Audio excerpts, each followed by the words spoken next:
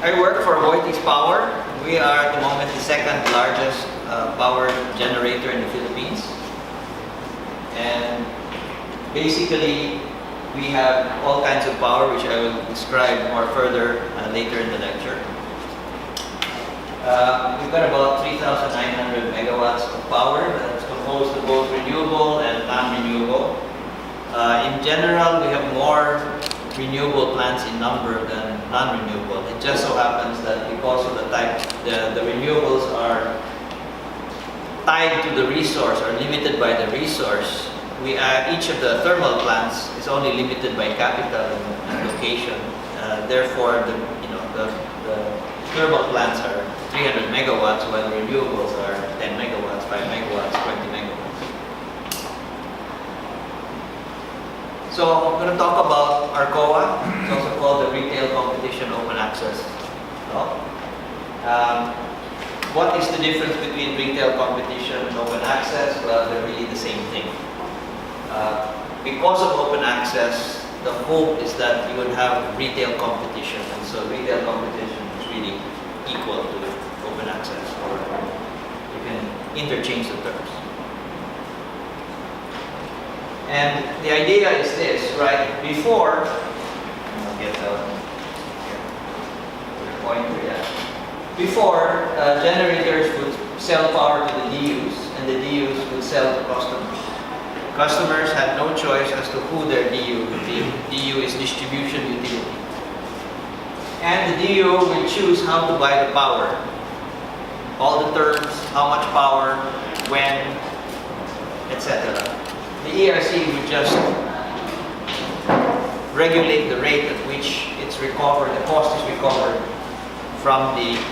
by the distribution utility. The whole idea with open access is to give some, not necessarily all, customers the choice of buying from different generators. The power is still delivered through the distribution utility, it's the physical wires, but all you do is pay a toll.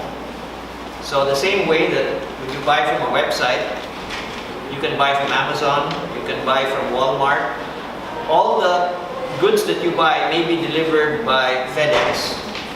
That is the conduit that everybody uses, but you're buying from different sources. Same thing happens here, where you can buy from any one of multiple RESs, who in turn can buy from any one of multiple power plants and sell you a product that you ask for.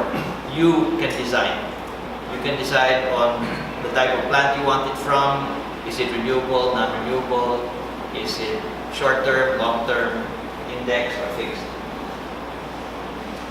Little history on open access. The law that enabled it was EPDP, and EPDP was passed in 2001. And under the schedule of the law, open access should have happened in 2004. Perhaps the lawmakers were overly optimistic. A lot of things got in the way, a lot of events. The actual open access happened 9 years later, in 2013. And then, more recently, these events that should have happened because of rulings, the most recent rulings of the ERC, were actually stopped by a Supreme Court TRO. And I'll get into that detail further. Okay.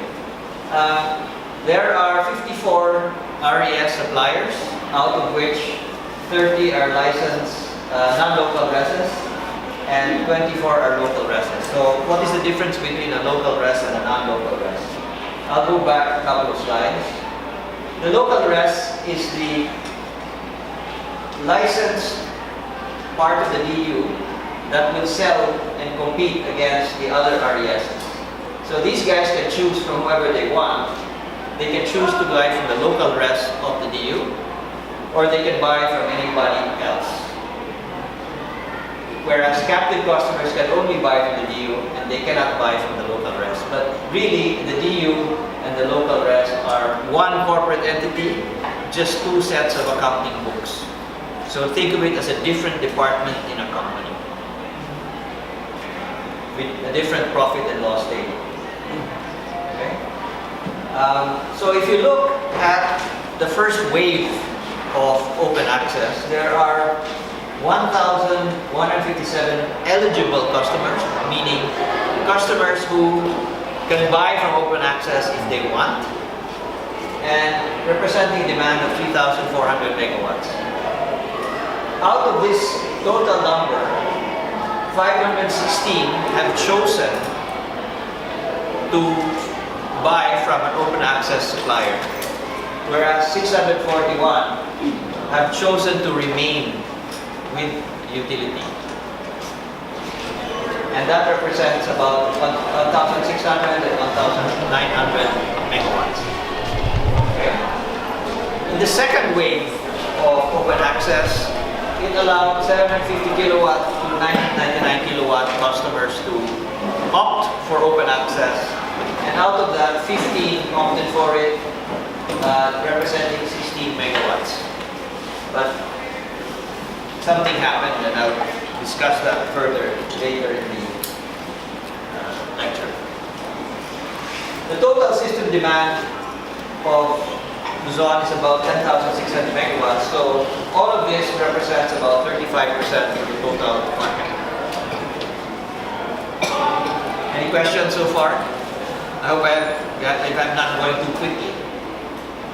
No? Okay. So, just to give you examples of different sources of power supply that are available in the Philippines.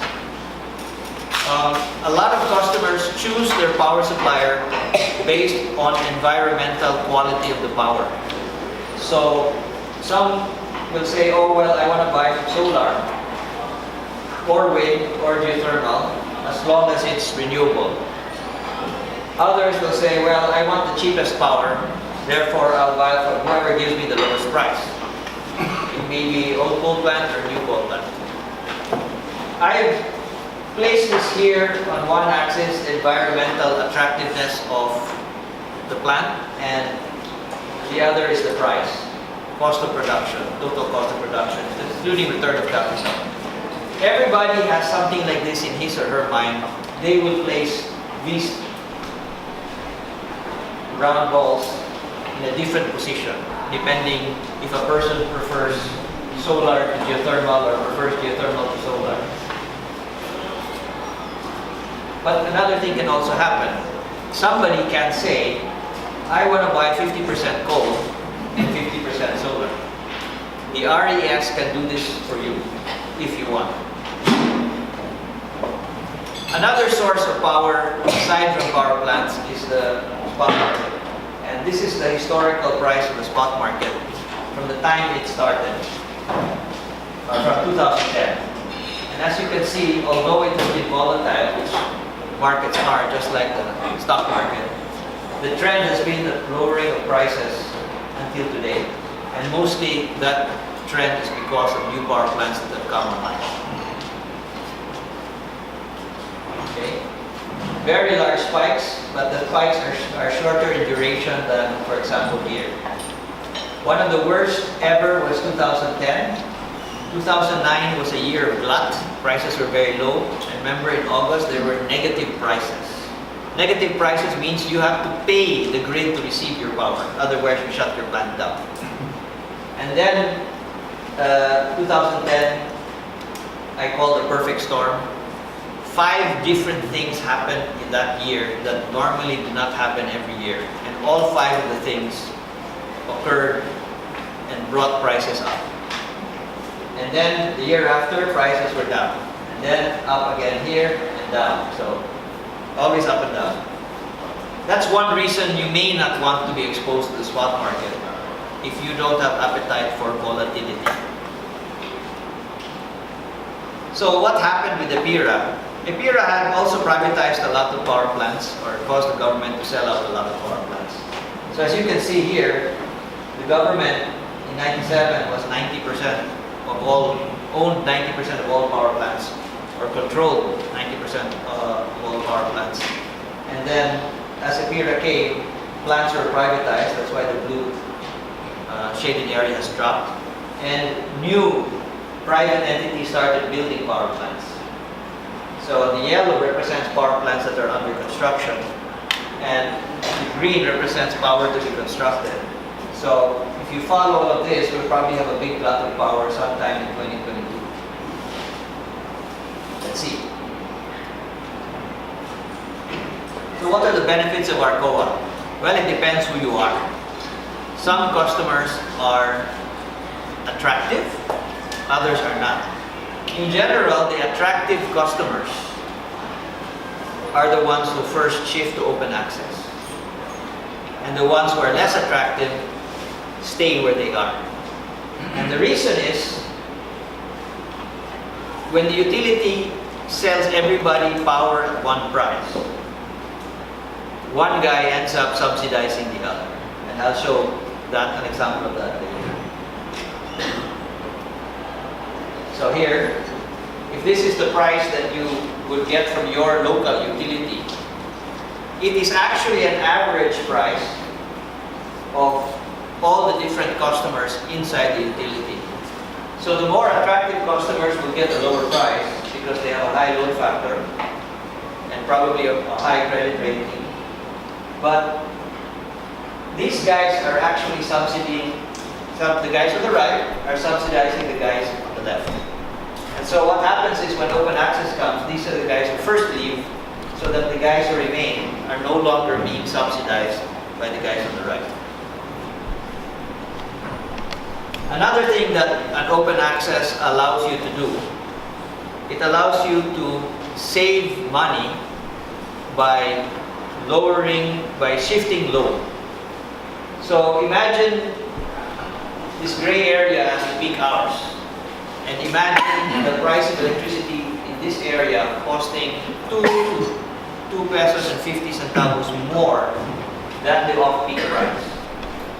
Then theoretically, if your factory is producing during the day, you can shift your workers to work in the evenings or early morning.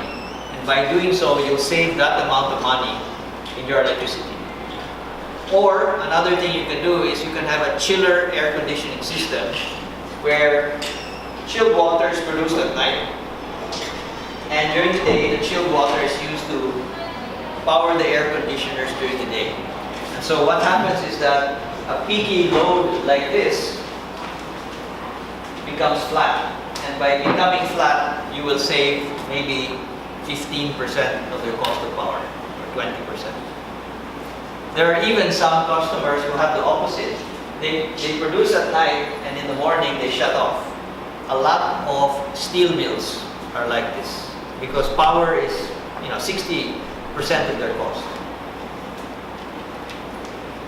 Okay? Also, another thing is that you can tailor your contracts. With the utility, there's only one contract. You have no choice. You sign it, and you're essentially at the mercy of whatever terms there are in that contract.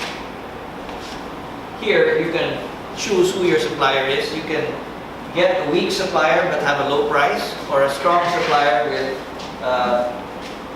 perhaps a slightly higher price. You can also get renewable energy versus conventional, or a mix of the two. I don't know if you've heard of LEED buildings. LEED buildings are certified buildings with 3 different grades: the bronze, the silver, the gold. And one of the things that these buildings are required to get are points, and those points are different depending how much renewable energy you have. Obviously, if you get 100% renewable energy, you get more points than 50% or 30%. Another is you can get contracts between short-term and long-term. Most of the contracts before, people were signing up for about 5 years. Now the contracts these days are 2 years. I think over the next few years, people will range between 2 and 5, because the problem with short contracts is that you're always in a constant renegotiation phase, and therefore it takes up a lot of your management time. Another is outage risk. Some contracts are sold with planned and forced outages, meaning when the plant is out and not running, you have to accept the price from the volatile WESM. There are other contracts at a slight premium where you're covered even when the plant is down. So there are many parameters that the customer can choose to contract. Captive customers cannot. They have only one choice. The contract is given to them. Essentially, the ERC and the utility determine what that contract is. You just sign and you receive the service, and you just pay whatever they give you. Right now, there are all of these RES suppliers, and there are more of these that want to apply and establish more RESs. Another thing that a free market does is that it actually encourages efficient use of power plants. In our grid, solar, wind, and hydro have zero marginal cost, almost zero. And so what happens is that these guys also under the rules have priority dispatch. They are dispatched first, before anybody else. And this is so the resource is not wasted. In other grids around the world, the next one to be dispatched in our grid, the next one to be dispatched is coal. And then after that, gas. Why? Because the marginal cost of coal is about 2 pesos and the marginal cost of gas is around 250. But this is not the case in our grid. In our grid, gas gets dispatched before coal. The reason is we have a take or pay contract to take the Malampaya gas, and therefore effectively the marginal cost is zero. This will continue until 2024. After which, I expect the dispatch of the gas after 2024 will be around 30%, maybe even less. And then more of the coal will be dispatched. Any questions? I think you're all economics students and know microeconomics and know about take or pay. Okay? So here, similar to the example before, you can choose as a customer, and we have customers who say, I don't care what power you give me, just give me the cheapest power. We have other customers that say, okay, I want 30% renewable energy. Right? Other customers say, I want 100% renewable energy. Okay? There are other things that can happen and do happen in other countries, but not necessarily here. But I think this will come eventually in the Philippines. You don't have to be an RES to be a supplier. You can do what's called a contract for differences. And this is a financial contract similar to a swap. Who knows what a swap is for interest rates? That's a way for people to convert fixed rates, interest rates to floating or variable based on index, or convert index to fixed. And basically, you can buy insurance and say, okay, I'm buying 30% of my power from the spot market. It's a little volatile, but what I'll do is I'll buy a ceiling, meaning every time the price of power goes beyond 6 pesos, then the insurance will pay me. Therefore, I've fixed my highest cost at 6 pesos. Another thing you can buy is collar. If it goes above 6 pesos, somebody pays me. If it goes below 4 pesos, I pay them. And therefore, it's a way of hedging my cost, but at a cheaper cost than a ceiling. The other is a deadband. Say, okay, I don't care if the price is between 4 pesos and 6, as long as anything beyond that, then I start to pay. Because I'm comfortable I believe it will never go above 6 and never go below 4. But there are many permutations of this. Sorry. And the nice thing about this type of contract, typically,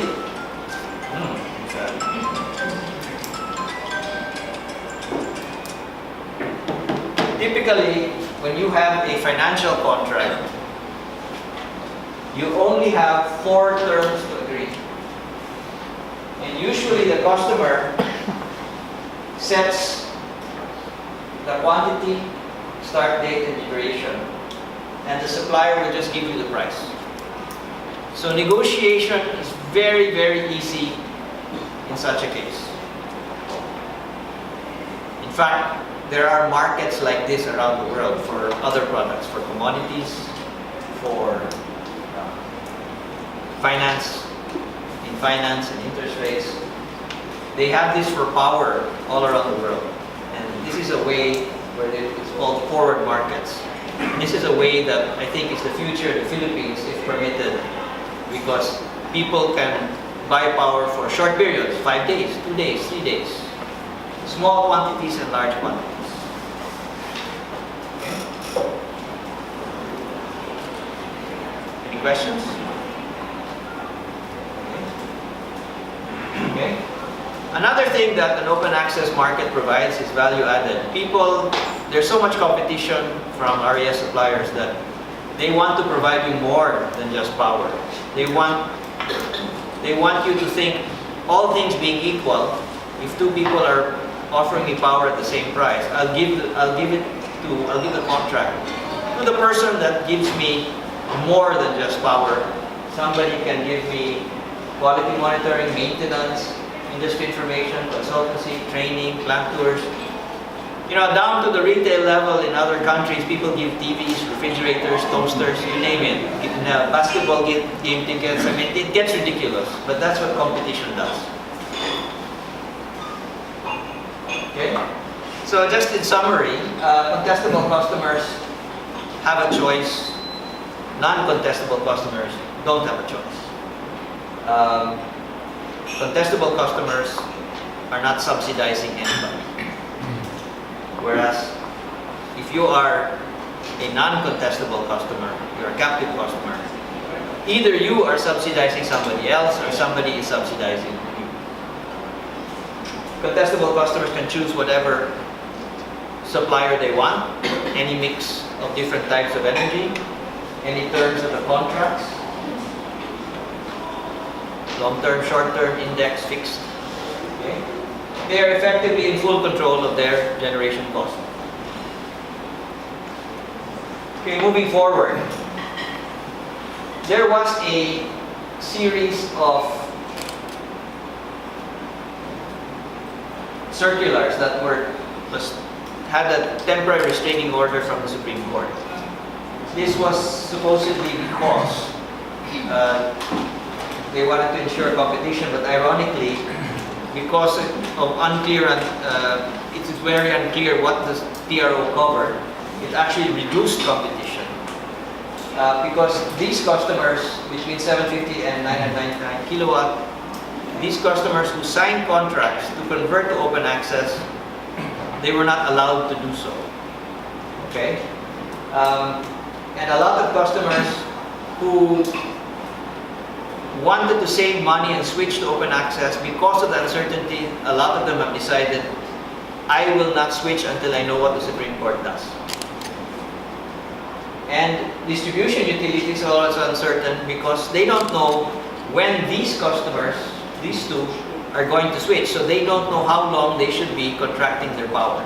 So as a result, if I were a distribution company, I would just not contract power and just be exposed to the Western, which gives customers volatile pricing.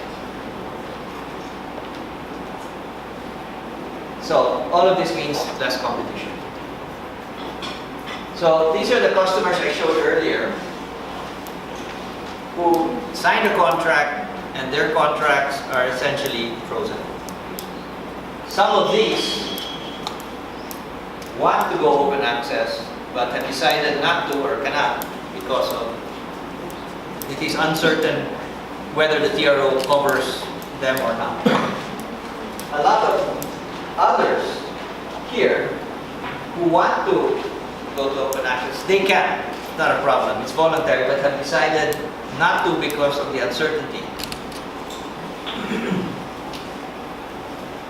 So, hopefully the ERC has written to the Supreme Court to ask for clarification on these TROs, and hopefully Supreme Court will clarify exactly what they meant when they issued the TRO.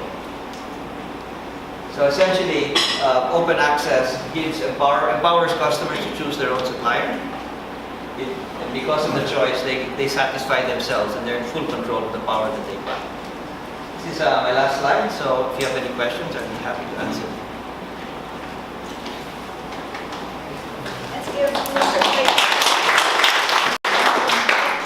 Before we proceed with the open forum, we would like to acknowledge the presence of former DOT Secretary Ms. Zenaida Manzada.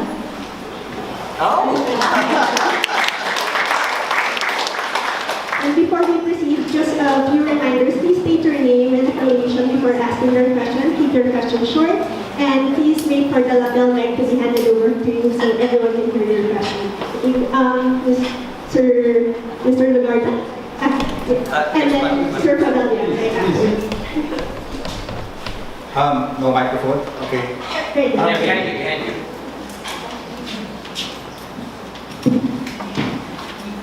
Sir, from the recent experience of retail competition where some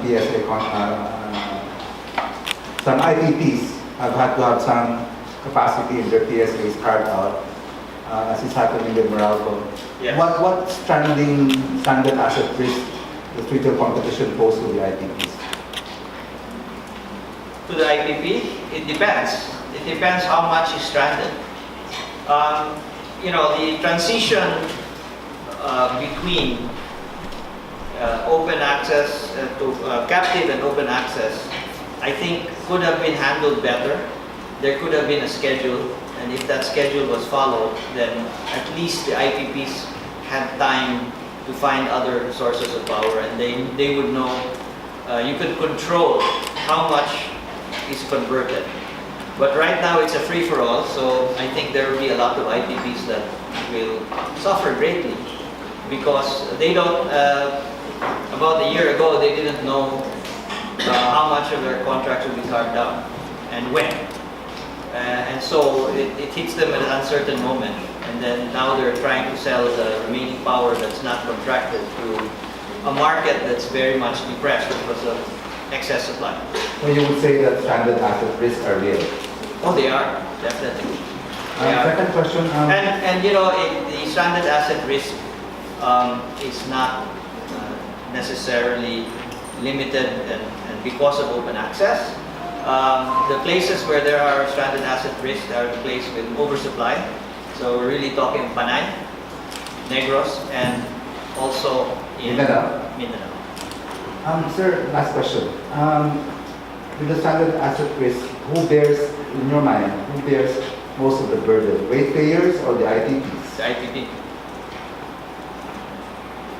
But it's really a mix of both, right? For example, in Negros, it's both the IPP and the customers because of the subsidy of FIT. Maybe one last question. How about the degree of competition and the relative smallness of the Philippine market? Well, competition is very great. As you can see, if you look at the number of competitors,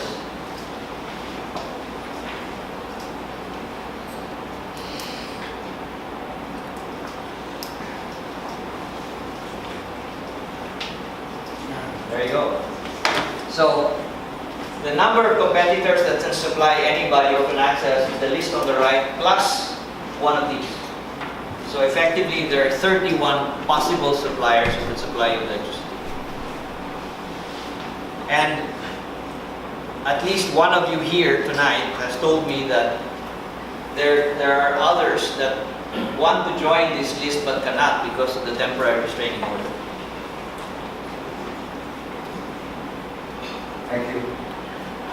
Mr. Fabella, sir? You don't want to answer this. Okay. Has Aboitiz actually won some contestable customers from Meralco? Yes. And Meralco has won some from us. So, Meralco, you have entered this jurisdiction and they have entered Cebu? Or Yes. there?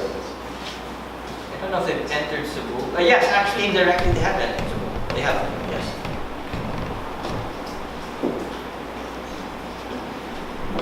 Given the number of rests here, do we have a sense like how much lower the prices are compared to the captive? So I'm supposing that this is for industrial and commercial customers. Right? Yeah. Well, if you take the long run marginal cost for power for a new power plant, the current prices in the market are about 40 centavos lower than that. Meaning that if I had the choice of building a power plant today, and I believe that the prices would stay where they are, I wouldn't build a power plant. But for the ones that have contracted to this local rest, how much lower are the prices that they get compared if they are captive customers? It depends. It depends which utility. Each utility has a different price. The price for open access is more or less the same everywhere in the Philippines because of competition. You've got 31 suppliers. Whether that price is lower than your captive customers depends on two things. The first is what is the rate of your utility. The second thing it depends on is what is your load factor. If you are a high load factor customer, then you're getting a big discount, especially if you're an off-peaker. If you are a low load factor customer, you probably won't get an offer that is lower than the current rate of utility, so you probably stay where you are. Most people switch not just to have a choice. They switch because their rates are lower from open access. And so that's the reason that it's the big industrial customers who have high load factors that switch first. Ms. Claire first, then Dr. Clareto. Go ahead, Ms. Hi. You gave a number of examples of things that we see in other markets, like financial hedging, like shaving. Have you seen any examples of that actually happening here in the Philippines? Because one of the things we hear, and it's kind of linked to your slide about you can choose 30% renewables or 70% something else, is that there seems to be a linkage in the Philippines between actual power stations, what power is coming from that one over there, and customers, whereas in other markets it's just all power. Do you think the Philippines will move away? Are you seeing customers are happy to move away from physically linking their contracts to a physical power station? That's a very good question, and that's actually multiple questions. Yes, there are forward markets in the Philippines, but they are only from generator to generator. There are customers who have discussed financial hedges with REA suppliers, but those tend to be customers with international experience, the multinationals who have done it elsewhere in the world. And so very experienced, would love to have it here, and have done it in New Zealand and Australia, but here the problem is that the market is not liquid. And the big reason why the market is not liquid is because the only players in the market are really the generators, the RES suppliers, and a few open access customers. In other markets, the utilities are buyers as well from the financial market. As much as 50 or 60% of their power is bought financially rather than physically. And so the market is very liquid. So right now, the liquidity in the Philippines would, let's say, be 100 megawatts. If you allow the utilities to buy financial hedges for power, then the market might be 5,000 megawatts. And if you look at turnover in most hedging markets, the actual turnover for the same period of time is usually 5 times the physical market. So that would be 25,000 megawatts being bought and sold every day to cover positions. And the reason is that at the moment in the Philippines, the way hedges are regulated is that if you gain from a hedge, you pass on the savings to the customer. If you lose from a hedge, you swallow the difference. So it doesn't really encourage a regulated entity to buy any kind of financial hedge. Yeah. I'd like to know more the details of a retail supply contract. I mean, what would be the typical duration of this? Is this bilaterally negotiated? Our longest contract is 25 years, our shortest one is 1 year. 1 year. It's bilaterally negotiated. There's no mechanism for people to know what were the terms of that so that they can say, "Hey, that supplier is a better supplier." There's no disclosure. No, there's no disclosure, but normally the price discovery and the terms discovery, because a customer will typically get as many, actually, if he wants 30 offers, he can get 30 offers, but a customer typically can deal with as much as 3 to 5 offers. So it's still pretty much like over the counter. It's not Yes. like a platform in the No, stock exchange that you can it's see not. what's happening in the market. Actually,